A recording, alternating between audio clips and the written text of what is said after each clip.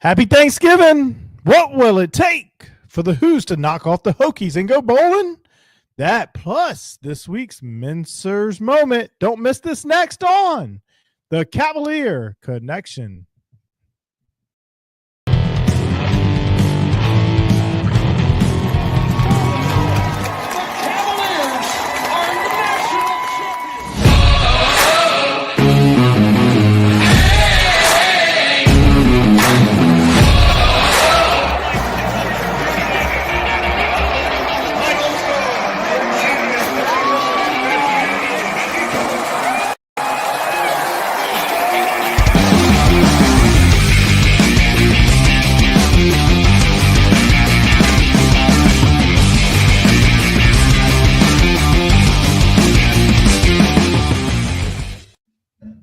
Well, Jay, it's rivalry week this week. I got Jay Ballard on with me. I'm your host, Jeff, tonight. And this is our special Cavalier Connection Thanksgiving episode.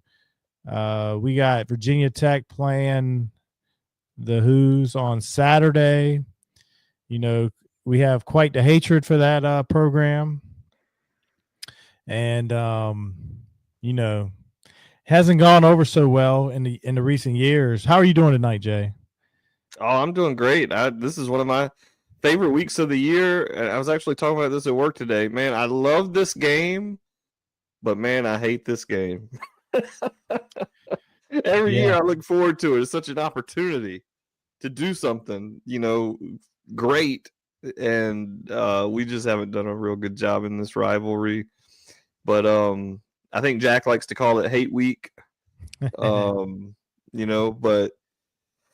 it's one of the things, I'll be with Hokies for Thanksgiving dinner and, we'll talk about the game and we've already been talking about the game a little bit. We texted about it a little bit and I had sent him the video of the post-game press conference of where, I had gotten to ask Coach Elliott a question.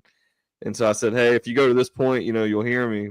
And he was like, yeah, man, it's pretty exciting that this game coming up means something for both of us. And I'm like, man, we've seen this movie before. And I just hope it has a different ending, otherwise it feels a lot like Groundhog's Day. But excited for the opportunity to play Virginia Tech, excited to go to Virginia Tech, excited that it's a night game. I can't wait. Can't wait for kickoff. Yep. We'll see how it goes. Well, Jay, we just can't get into this episode without talking about what we're thankful for. And one of the things the Cavalier Connection is thankful for is our partnership with Mincers. As we come upon what time of the year is it? Christmas. Crazy enough. There's no better time to go to Mincers.com or go to one of their 2 locations in Charlottesville. They have all of your gift needs for the UVA fan in your life, whether that's a t-shirt, sweatshirt, polo, or hat, they have what you want. And I can tell you, as a UVA fan, anything that comes to me from Mincers, it's a great day. Go ahead. I was going to say, I think about like stocking stuffers, like you ball up a t-shirt and put it right into that stocking. And as for a UVA fan, you're not going to get anything. You're not going to find a better stocking stuffer than that. Or you throw in the car magnet. Like I've got one on the back of my Xterra that came from Mincers, the little small sabers. Yep. If you got a pet, they got UVA pet stuff in there you could throw in there for your pet's Christmas. I'm just trying. There's all sorts of things you throw into stocking, and the one good thing is everything they have is high quality, well designed, and long lasting. And they've been a family tradition for over 75 years. So once again, go to Mincers.com or better yet, visit one of their 2 locations in Charlottesville. Don't miss their orange tag sales either. We already talked about last week. If you went to the game, you probably could go to the game and get some gear for free. So with that being said, we got to get our this week's Mincers Moment. And there wasn't a whole lot of moments to celebrate this week, but we always say anyone that joins us on the Cavalier Connection, they seem to make plays in games and earn a Mincers Moment. So players, if you're listening out there, you might want to find a way to get on the Cavalier Connection. Talk to your people in Charlottesville and some of you want to get on because you want to be a Mincers Moment winner. This week is now a 2-time winner, which is Corey Thomas. Let's take a look at our Mincers Moment.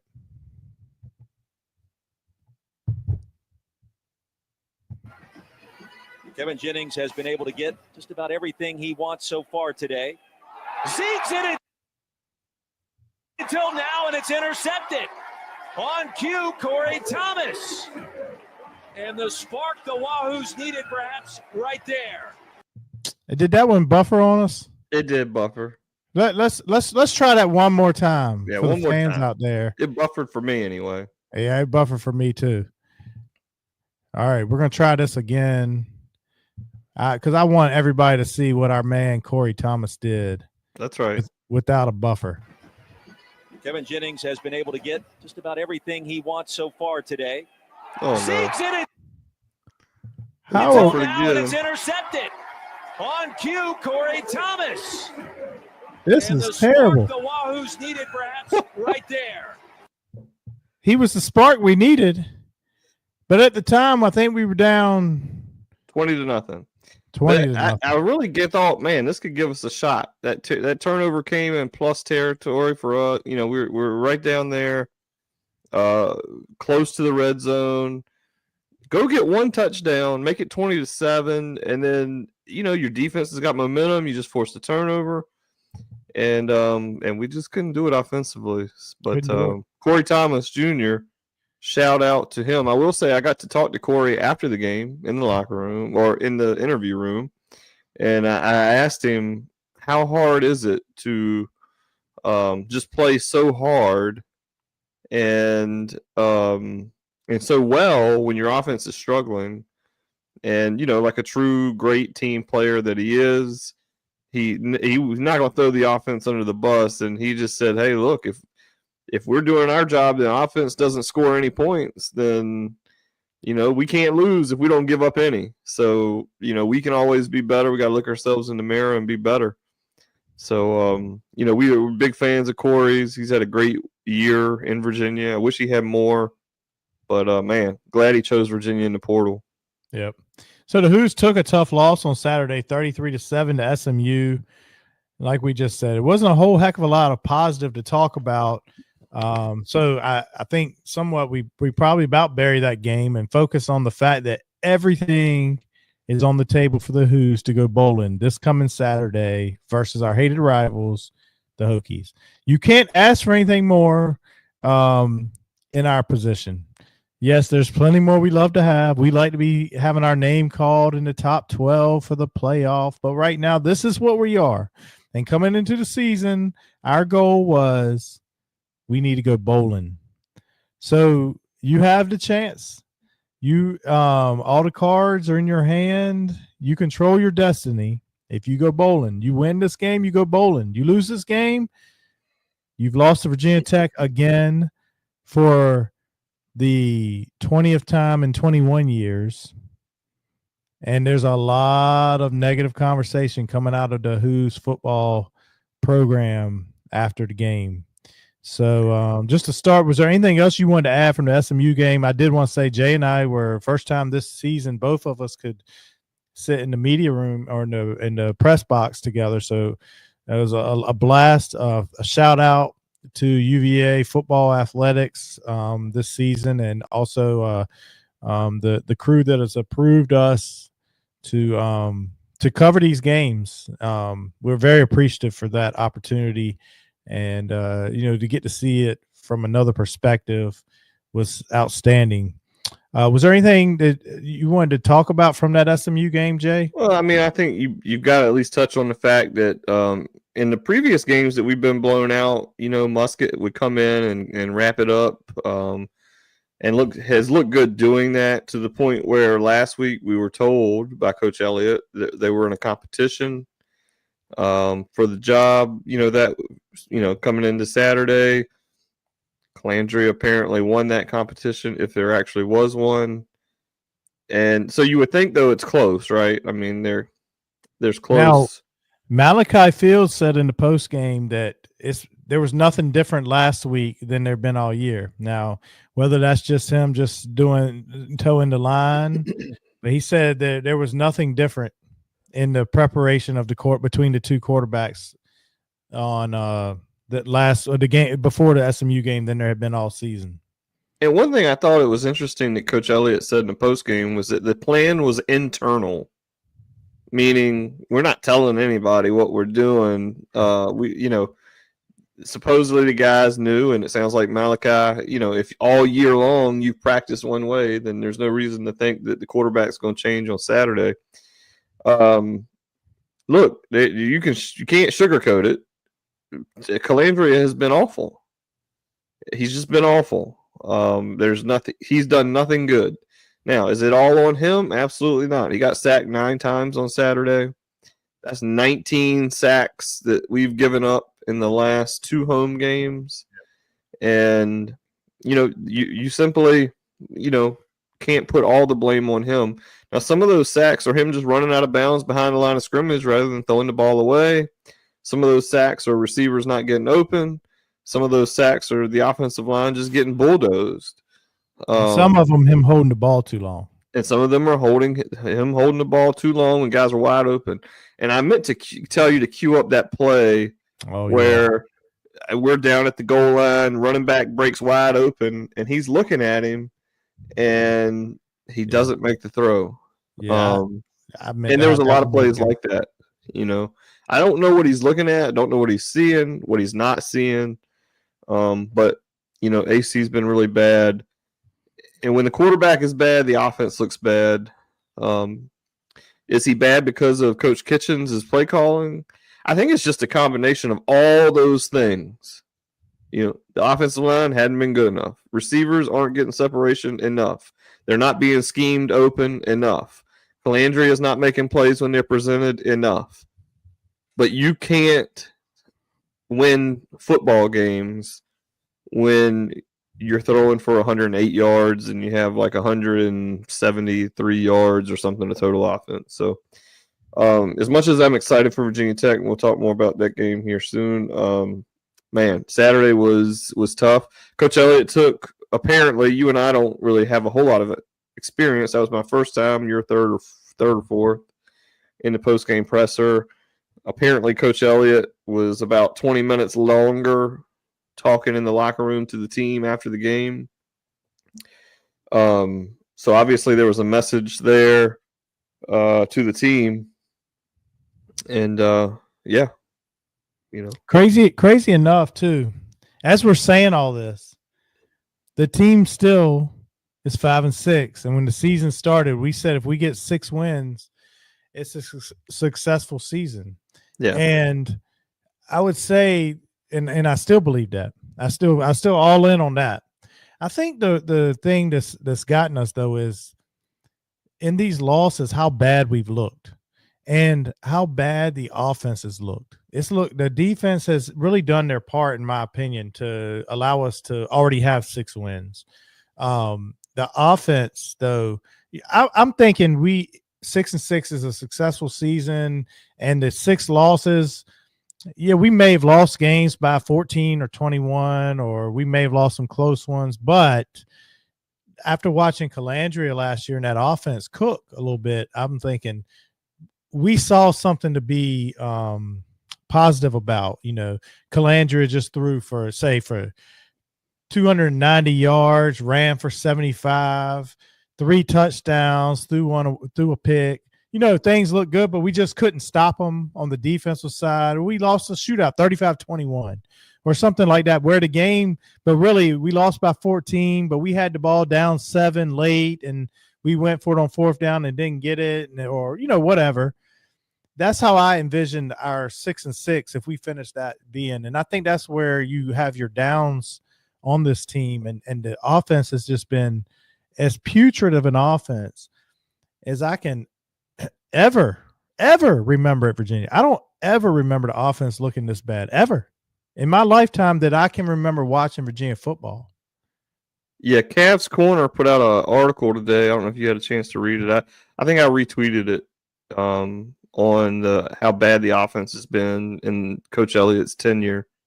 Man, it's really bad. When you see those stats, man, it's like, holy cow. I mean, it is just atrocious. And, here's the facts. It's kind of gone how we expected as far as record, like you say. I think what we had said was you better not go into Blacksburg with 5. Yeah, and hoping you're getting to 6. That's what I know. I had said that before the year.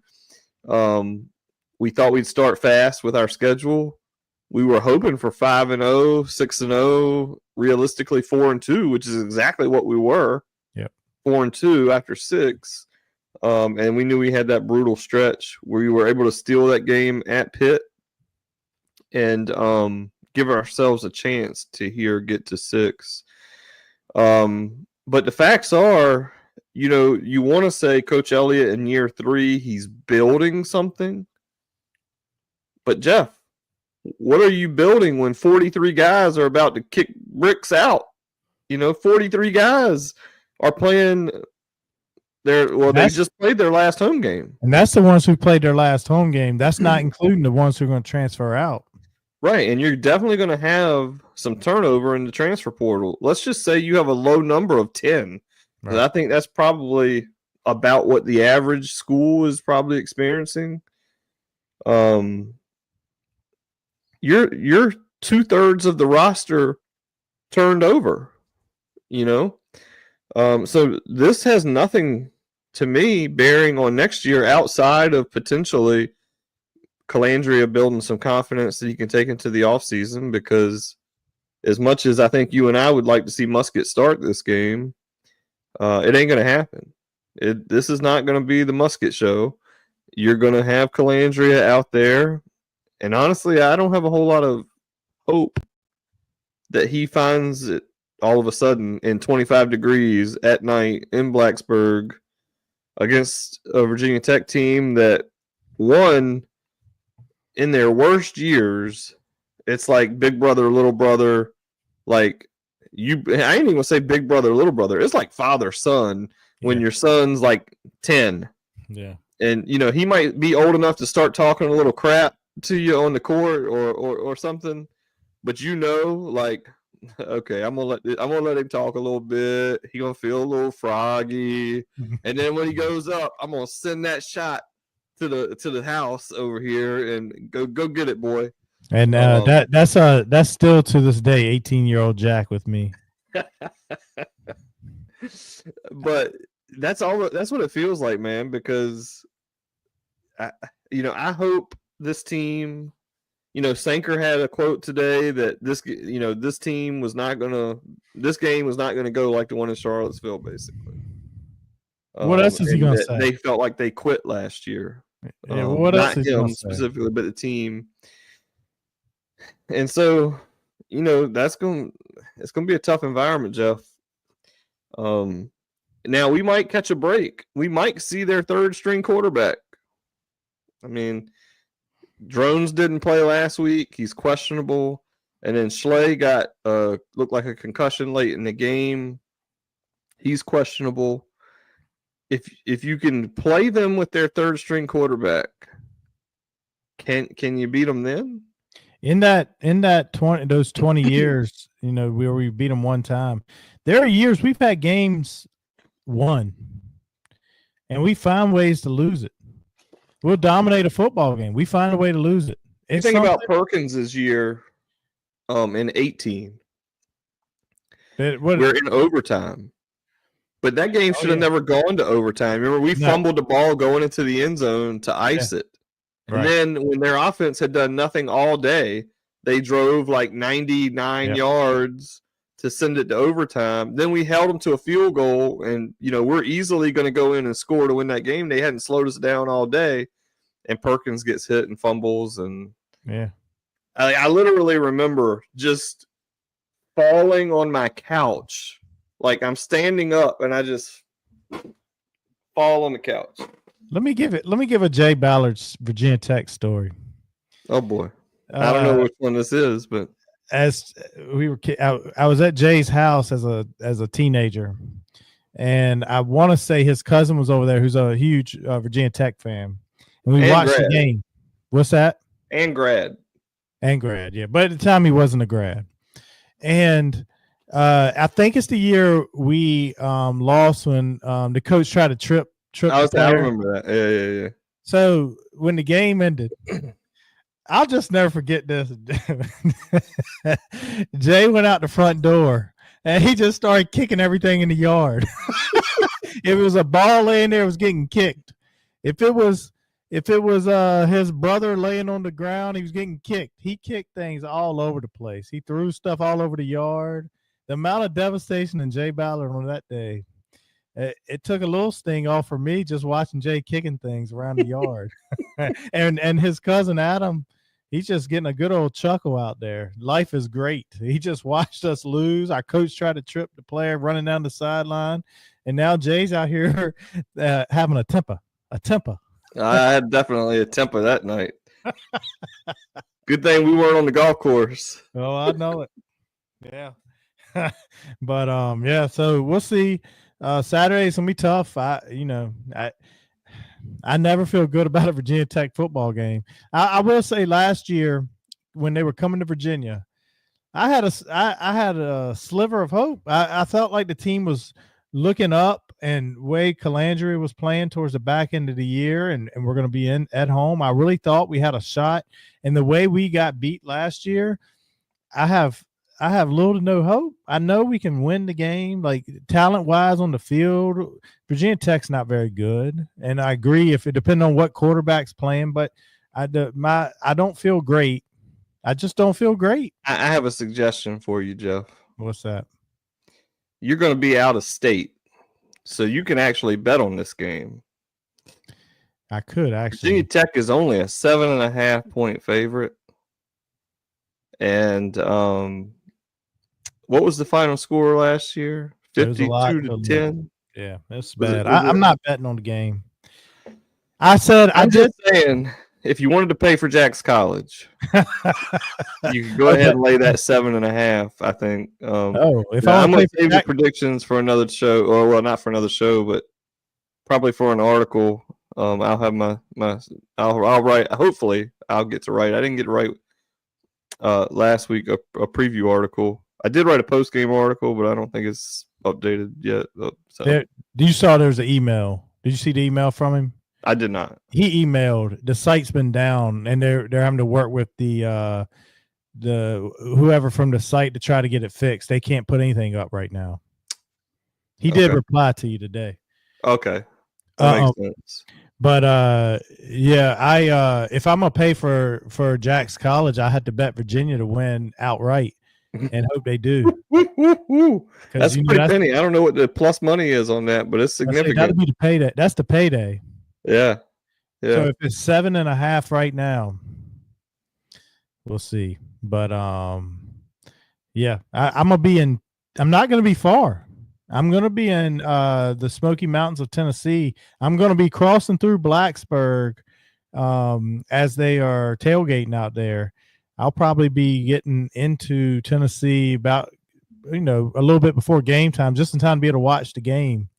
So Hoos don't let me down. To be honest with you, it might be maybe I shouldn't watch the game because in these 21 years, I've watched every one of them, or in the last 20. I've watched every one of them, so maybe I'm the problem. But if I don't watch and they win, I can't watch another one. You got to watch it. I'm gonna be watching the game.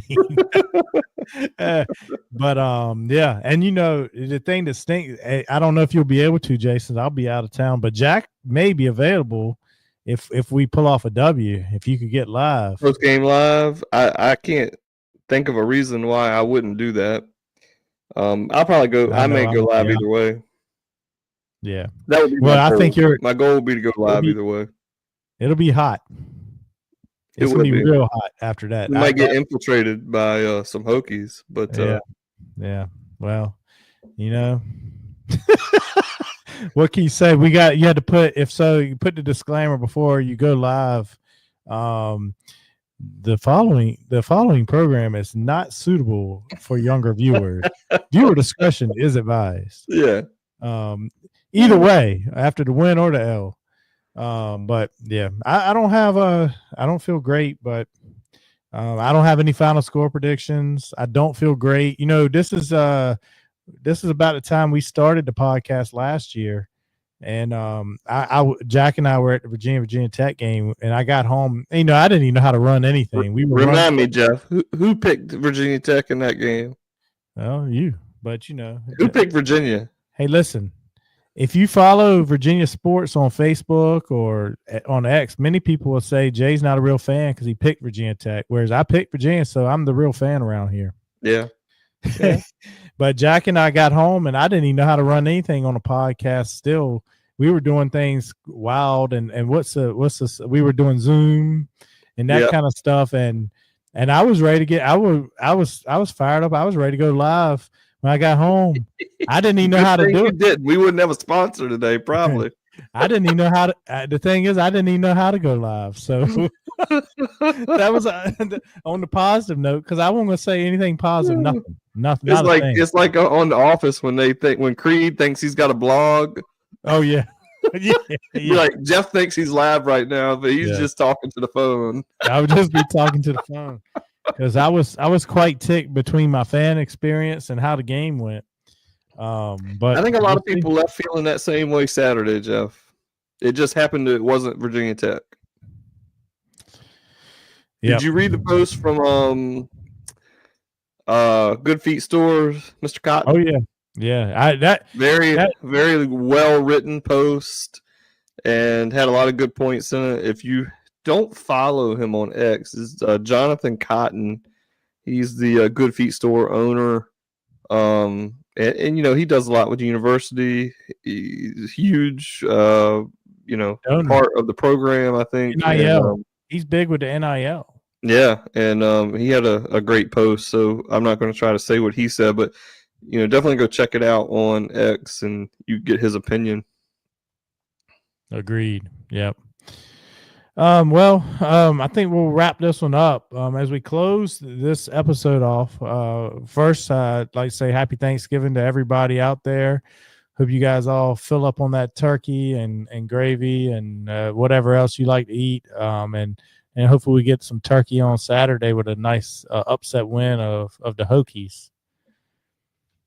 But other than that, we'll see you guys after Hokies at some point, and we'll either be talking about a victory, an L, or do we have another football game to talk about, or is our season done and are we begin the discussions of who's coaching the team next year?